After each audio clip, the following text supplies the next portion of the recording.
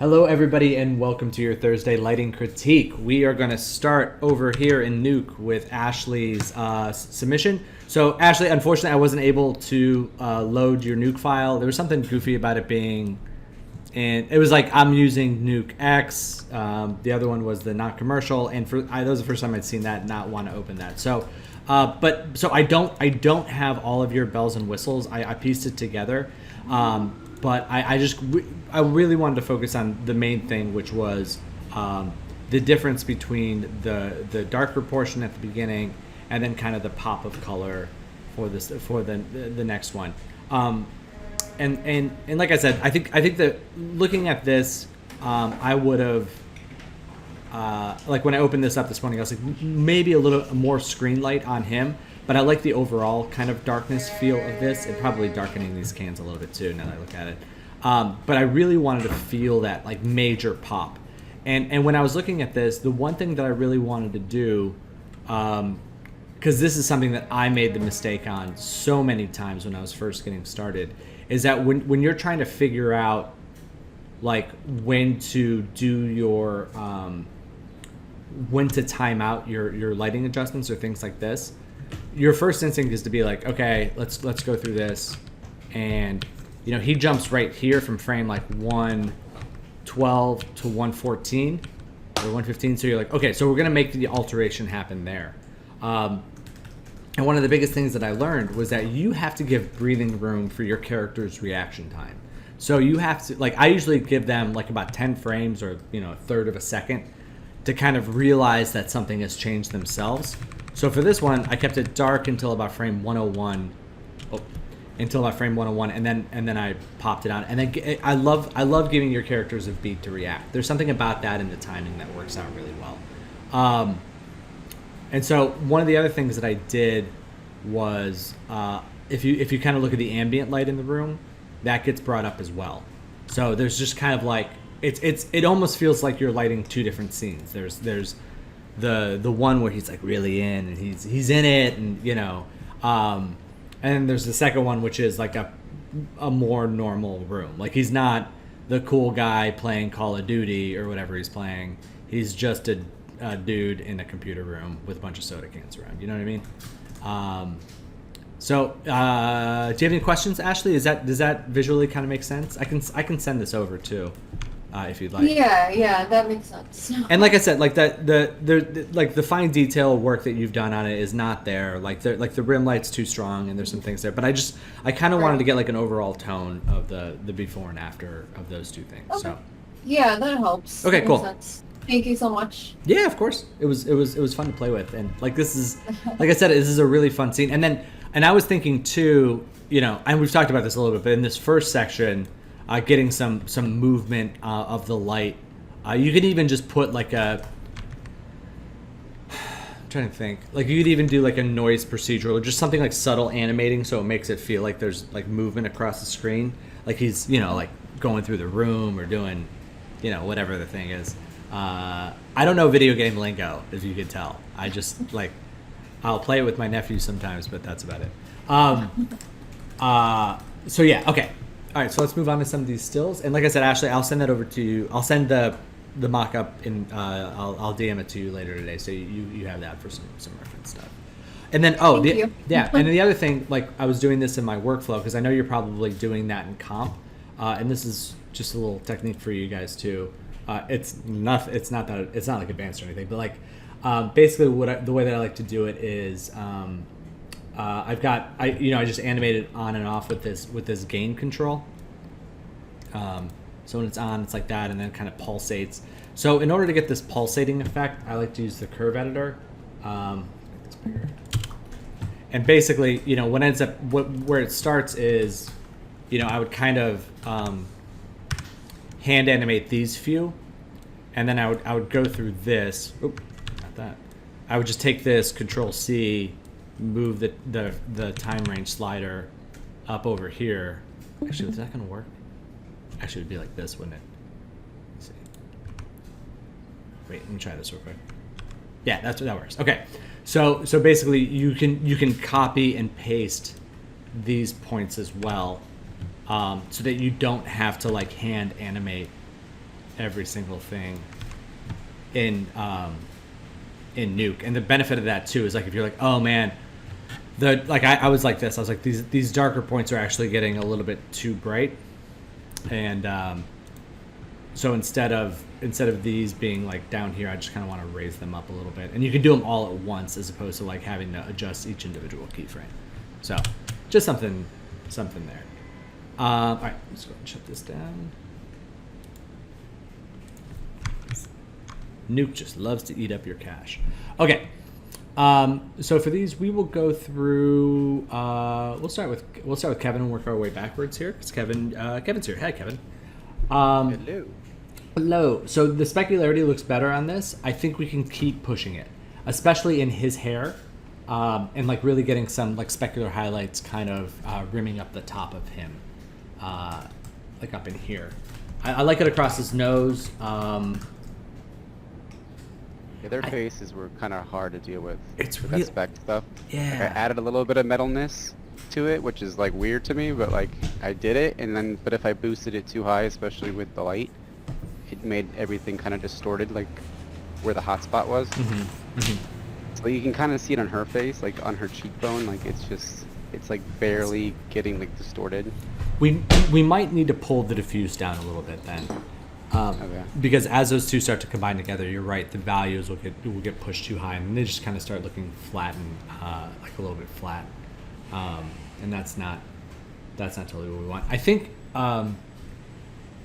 you can probably go brighter on the table too. Still, I think we can push this a little bit more because that, like, again, you want it to kind of feel like it's being ignoring her hand. You kind of want it to feel like it's being illuminated from this bright overhead thing too, because they're getting pretty bright. Like something a little bit more like that. Okay. Yeah, I can do that. And do you guys see anything else? Open it up a little bit. Yeah, I think the rest of it's looking pretty good.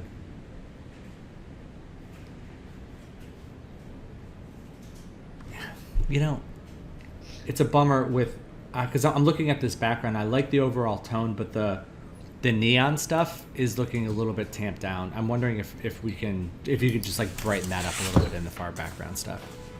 Just the LED stuff? Yeah, really like the Cadillac sign in the live bands. Like I see those as being like neon lights, and they're just like they're so tamped down. Yeah, I can glow them up or something. Cool. All right, great. All right, we'll just go through these in order. Holly. Lots of improvement here. A couple of things. There's like a haze between her and the little boy, and it just feels like it's a little like it's too small of a space to be getting something like that. It's getting brighter outside. I'm getting overexposed. I feel like I would take this haze off. The other thing that's funny is the reflection in the window. It would be like the back of his head. This is like some freaky horror movie thing, like where you look in the reflection and it's actually, yeah. Anyway, so I would just reverse that around. And the way you would do that is I would just take the geometry that is this window and just turn that into, like, do a pass where that's just a perfect metal mirror reflection, and then you would comp that back in. So you don't need to like put a camera behind his head or anything like that.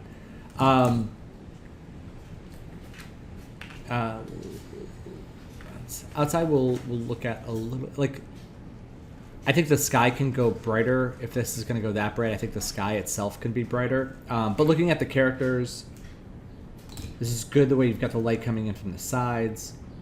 I think we need...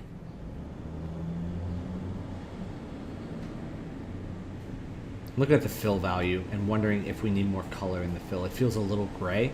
I try warming up the fill value a little, like the fill on her a little bit, and seeing where that goes. There's something about these. There's something about this section of the seat, which I just kind of want that to be the same as everything else. And I would also maybe desaturate the seats a little bit. They feel, and like the same thing with the interior of the car here. I think it should all be like this. Maybe that should be the blue.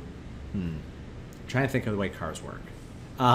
Actually, no. Like this would be like the interior color as well. So yeah, go ahead and make those like the browns too, because the white just makes it feel like there's a missing texture there. Okay. Yeah, and same thing with her, her reflection in the window. She's just reflecting and staring back at herself. That's terrifying. So let me know if you have any questions. And yeah, but this is coming along well. Anybody else see anything before we move on to the next one? All right. So we got Dani. We have your 3 submissions here. We've got the robot, the nighttime version, the daytime. We'll start with the robot. I'm liking the lighting on her. I just want this light maybe to wrap around just a little bit more up here. It's kind of like a perfect pencil edge rim light, and I like the way it's wrapped around her leg a little bit, wrapped around her arm a little bit, just up around her face. Just get a little bit more of that wrap.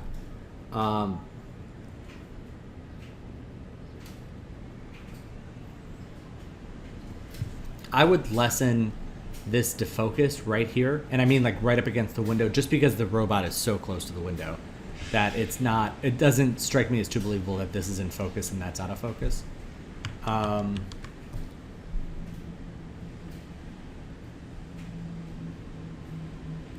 The underlight's looking pretty good. Question? Yeah, especially once the wall goes in focus all the way up. Right? Yeah. Yeah, so Yeah, that doesn't quite feel right. The light emitting from the book looks good. I'm wondering if the backside of the book should get a little darker, but maybe not. Maybe just just a little bit darker on the backside of the book, so it really feels like it's coming from the inside. And then, man, the eyes of this robot are funky. I think it's. What do you guys think of the eyes? I'll open it up. I think the pupil on this one, the black part, maybe can get a little smaller if we can. But what do you guys think of the glow of the eyes? It's just too uniform. Mm-hmm. It's just pure white. Yeah. And then there's not enough differentiation to make it feel like there's any depth to it. Yeah, and it's tricky because like you start to darken it just looks dirty. I don't know. Like it like I would say like try and get a little bit of variation in there. You're right.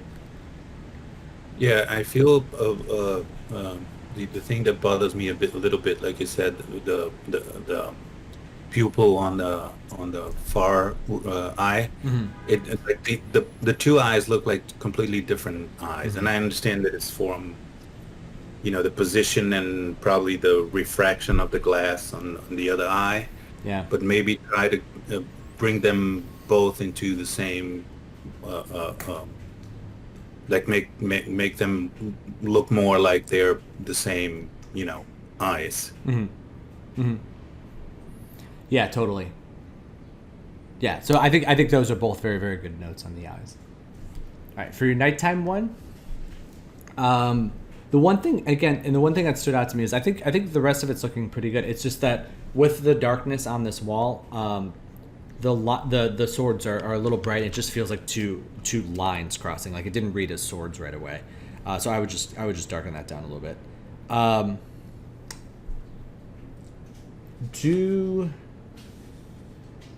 What else? What else have you been working out with this? Also, one other thing: the interior of the fire feels a little green. I would keep that in the warm tone. What else were you adjusting with this? With this one,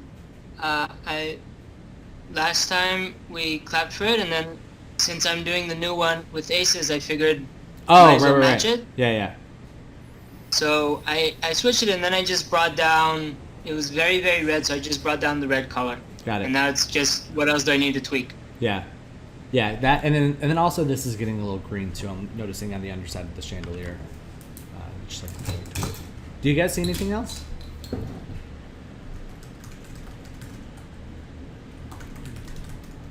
Maybe just darken this very foreground wall here, just because it kind of blends in with the lit value back there, in like the hallway.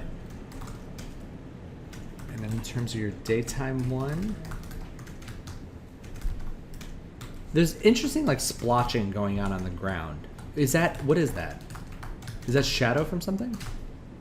I think I put a noise in the rays. Got it. I would just And lift I guess it's just lift the black point on it. It's just it's getting it's okay if it gets like a little bit darker. I mean, I'm sorry, it's okay. I like the idea of it undulating a little bit, but it's like when it gets very dark like this, it feels it just it feels like a little bit too strong.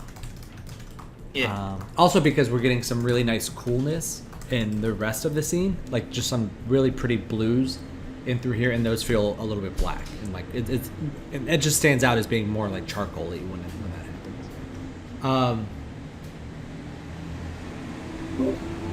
Do you think that the handles on the whatever that is on the right side These? maybe a little bright? Yeah. Yeah, I would. Yeah, maybe take the reflection down in those just a little bit, or the overall brightness, I would say. Just check something here too. Just because I really like when there's a value difference between what's inside a doorway and what's outside to kind of create a little more depth. And I'm wondering if we can't make a little like make the inside of the wall inside the door just a little bit darker, because right now again it just reads as like one shape, and that'll help make it feel like there's another area back beyond there. Yeah. It's not that dark, but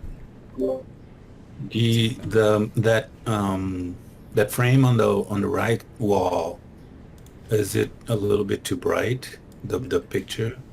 Yes. Because the white paper down there is that dark. I would take down specifically his face just to pull that down a little bit.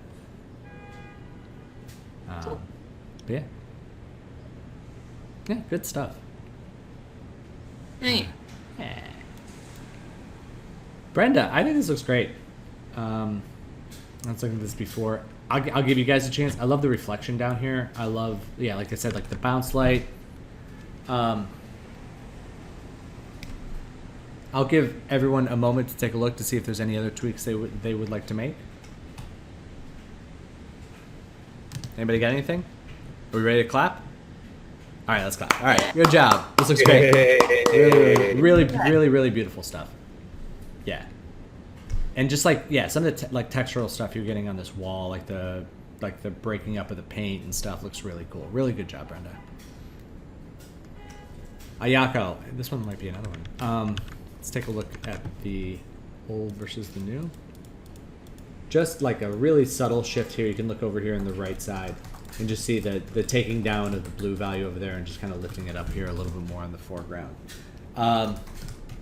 Same deal with this one. I will be quiet for a minute and see if anybody has any thoughts or if there's any area you guys would like to see improvement on. All right, let's do it again. All right, let's clap. All right, good job, Ayako. This is great. Yeah. All right. Man, finishing with 2 claps. This is big. This is a big day.